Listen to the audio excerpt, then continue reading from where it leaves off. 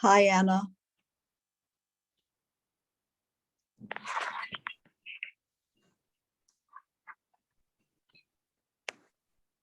Hello, dear. How are you? Well, thank God, I'm doing okay. Good. Do I had do you know the word chevruta? No, I do not. It's a Hebrew word that embraces a learning partnership. Okay. So I've been learning with someone from Kolrina for 4.5 years every Thursday morning. It's Talmud usually. And he was my Hebrew student, and then we decided we were going to learn together. And it's a very committed relationship. You don't. You're muted, hon. I'll do this quickly. Anyway, he passed away Saturday night. Oh, I'm so sorry. Indeed. I knew he was sick and undergoing different treatments, but I had no idea. And his wife invited me to come visit last Thursday morning because Thursday was when we did this. That's why I couldn't log on. And why I get confused between Wednesday and Thursday because, Right. Right. So anyway, he asked me if I'd found a new chevruta yet, and I was just shocked. I just didn't know. And he passed Saturday night after that Thursday morning. And so Oh, dear. the week has been, I've gone to the evening service Right. with her family.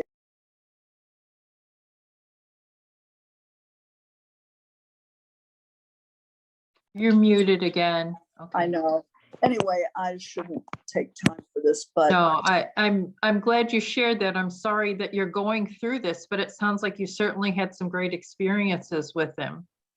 thank you, I did. And I'm saying that the community online going to be to pay a condolence call. If it's online, you're all being condoled. Right. So, Right. anyway, thank you for your follow-up yesterday. You're very welcome. I'm going mute now.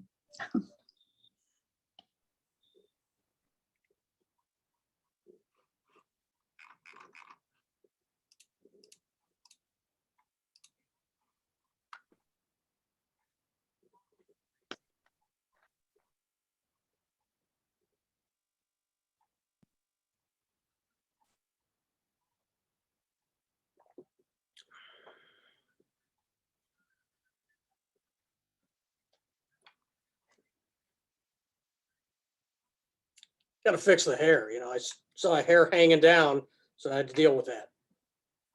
It's like looking in a mirror all day, right? When you're on Zoom calls.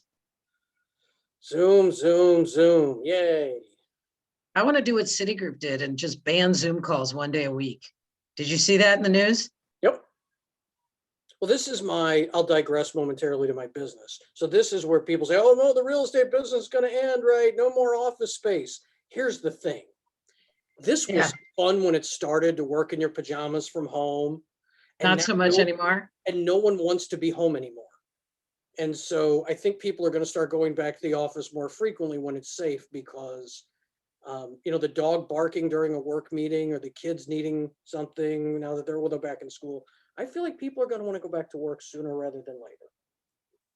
The cat that wants to sit in your lap, and cuddle. You've seen that. The house phone ringing, the mailman knocking on the door. Yes. I'm vaccinated and safe 3 weeks ago. And so this last week, little by little, I've gone into a grocery store. I went to the kosher Schnucks for some Pesach stuff. And I'm not ready to get on that fast moving merry-go-round. I mean, I may be very selective now about volunteer things. I just went nuts as volunteering, and I think I'm going to be more selective with the time. Everyone's got to ease back in. I actually hugged another vaccinated person this weekend. that wasn't one of my family members. It was great. Like hugging someone who's not a member of the family was awesome. Me too. A friend that has a gorgeous big, what is that? Australian Shepherd with blue eyes. His name is Shivas. And All right, well, we'll get started. It's 10:02. Brian's going to be joining late. He's getting his teeth done. He's at the dentist having something done. Hopefully it's not too painful for him. Hopefully it's not like a root canal or anything. And hopefully this meeting is not like a root canal for any of you. So, you know, I'll just. Well, Greg, if he does, all I would ask is if he joins us, please make sure he has to say something. Especially if he's had Novocaine. Yeah, exactly, yeah. you're mean. You know, but look, you know, there's that going back to work thing. I see Don's in his office, so maybe it's that work stuff. Anywho, thank you all for being here this morning, and hopefully many of you were able to join our special session on Wednesday last week. I unfortunately had this thing called work come up. This full-time volunteer gig only works so many days of the week. I don't have anything huge on the agenda today, and we have a fairly light attendance. I don't see David. Karen, do we know, is David coming? No, she's shaking her head. No, I'll text him. He typically joins us maybe a few minutes late. I'll text him. Yeah, shoot him a text. And so really, other than, I guess the one thing I'll say is that, you know, given what happened in Boulder, granted that was a grocery store and not a facility of any kind of religious nature, and yet, you know, I still think, as always, we have to be vigilant with our security. You know, we had a construction problem resulted in a power problem that resulted in a security door problem yesterday, and Scott dispatched security staff to deal with that. So there's no impending threats that I'm aware of, but again, we all just have to always remain ever vigilant as it relates to security. Yes, and thank you, Joan, for your patience with us. Yes. Unfortunately, the one-call system did not do their job as they were supposed to, apparently, and there wasn't supposed to be a power line there.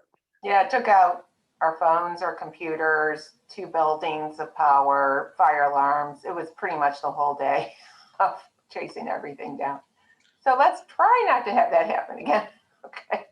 I believe from the last email I saw that Ameren is actually removing that line because it's a redundant line that can cause a problem. So they're apparently on top of it. I got an email this morning. So anyone have any, I'll just move to any open topics while we wait to see if David's going to join. He is not. He's not able to. Okay, well, he's not able to. Karen, anything from you? Don, Scott, anybody else? We'll make these calls as quick as they need to be. I would just say that it's all Passover this week, so there's lots going on in the community. We tried to put up all the things that are happening on our website. So I think it's just all Passover, and next week it'll be all Yom Ha'atzmaut. So we're going to be publicizing a lot of programs that are happening in the community around Yom Ha'atzmaut. So if you have any programs you want us to publicize, please let us know. And for those of you who haven't made your soup yet, if you need to cool it quickly so that it lasts longer, fill the sink with ice, put the pot in the sink and stir the pot, and the cooling action will cool the soup faster, decreasing the chance of bacteria growing. That's what I was doing at 11:30 last night, just so we're clear. I was cooling the soup so we could chill it in the fridge. All right. I have a question, Yes. Greg. So has anybody set, for those of you that have not had your offices open over the last year or so, have any of you set dates when your staff will be back in the office? We're starting to get those kinds of questions. When are we going to let a staff back in? When are we going to let volunteers back in? Mhm. And we've not made any decisions yet. And I was kind of wondering what everybody else was doing. We talked about a couple weeks ago. We're updating our matrix. I just got the draft yesterday, which based on that, we'll be coming together as a management team and deciding what that looks like. But we don't have a definitive date. We are allowing more people, I mean, more people are coming into the building now, but still we're limited participants. So I guess long-winded answers, no, we don't have a date yet. Okay, But thanks. we're working on it. Sorry, Ellen. No, that's all right. I mean, look, our shop's been open this whole time. So we've had staff in the Right. building every day. But our administrative staff, some are working from home, some are in the building. And, you know, the question is, do we change our policies on a permanent basis and allow people to kind of do a hybrid from here until forever? Or do we say, as of XYZ date, everybody's back in the office? Yeah. It's interesting. We actually sent out and got feedback from several members of the management team who talked to their staffs, and really is the diversity of opinion about some people are ready to run through the doors right now. Some people are saying not until we eradicate COVID from the face of the earth. I mean, So that's a never, okay. yeah, that's true. Yeah. I mean, I'm exaggerating somewhat, but yeah, I think that's part of it also, is finding kind of that good middle ground that Yeah, gives people the flexibility to feel safe, but at the same time, realizes you gotta, some things have to get back to a certain level. well, So, and we're all talking about it because, you know, 90% of our staff has had either 1 or 2 vaccines. A good number of our volunteers, because they skew older, have had both their vaccines, so they're itching to get back in the building. right, And, you know, we're just trying to figure out when to pull the trigger on it. yeah, yeah, and I think that's the other thing is, now that we're getting some guidance on how to integrate the idea of who's vaccinated and not vaccinated is really one of the other things I'm anxious to see what the team put together.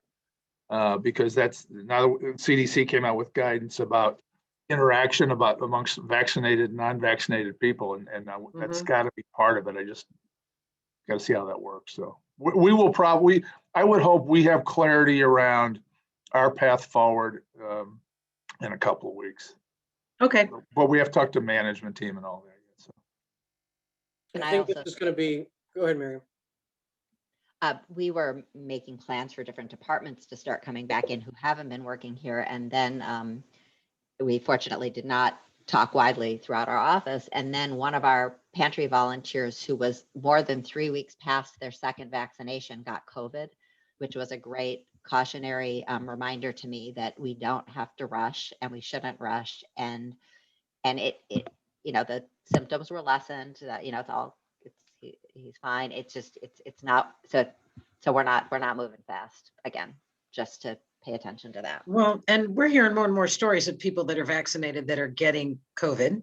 And just like you're saying, the symptoms are a lot less. They're not going in the hospital, right? So the vaccine is doing what it says it's going to do, but it's not preventing people from getting sick.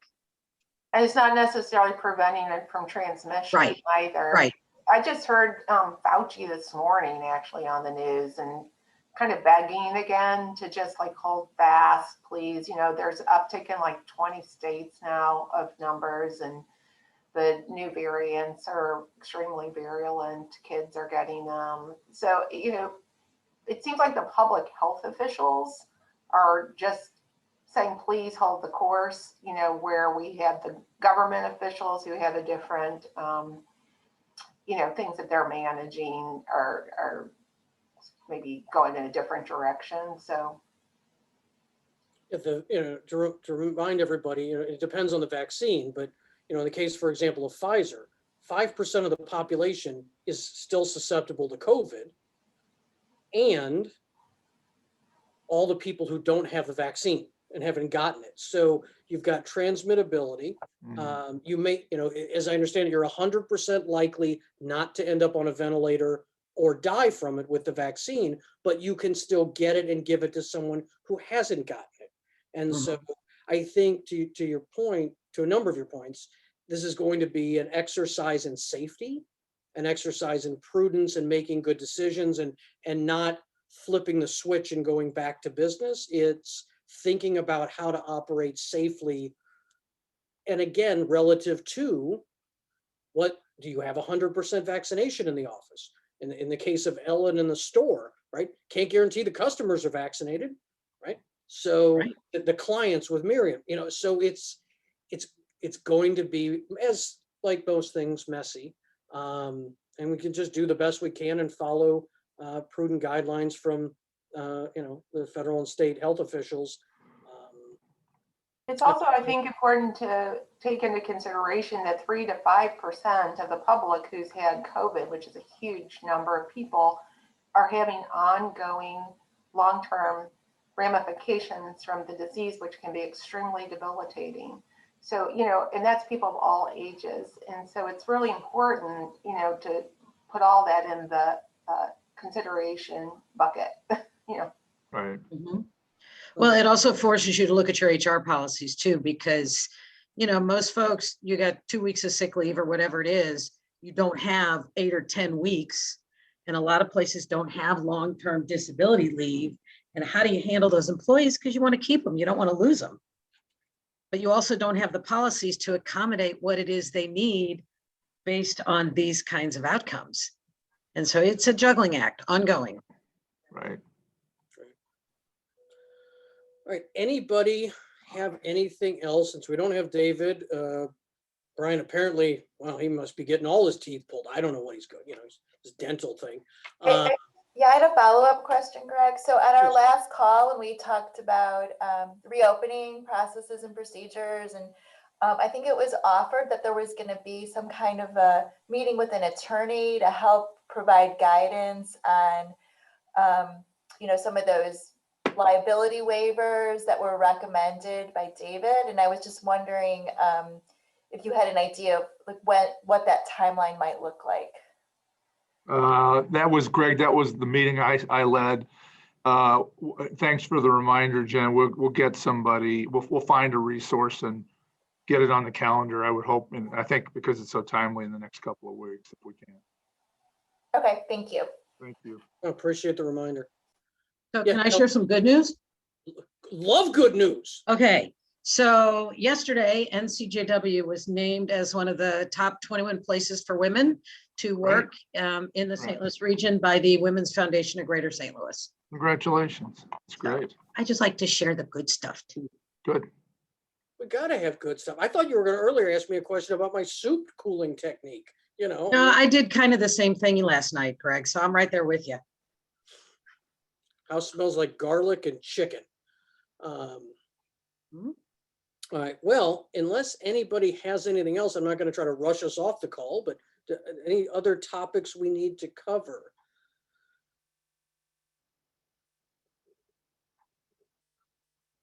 All right, well, we will work on getting an attorney resource on the reopening guidelines. If you learn anything, please send it in to Anna Marie so we can compile it in a database, share best practices.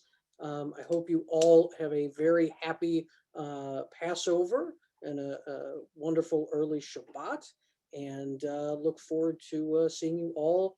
I think next week, if my calendar will come up here, I think we have another, no, next week's a regular community call. Okay, I was looking out earlier. On Thursday.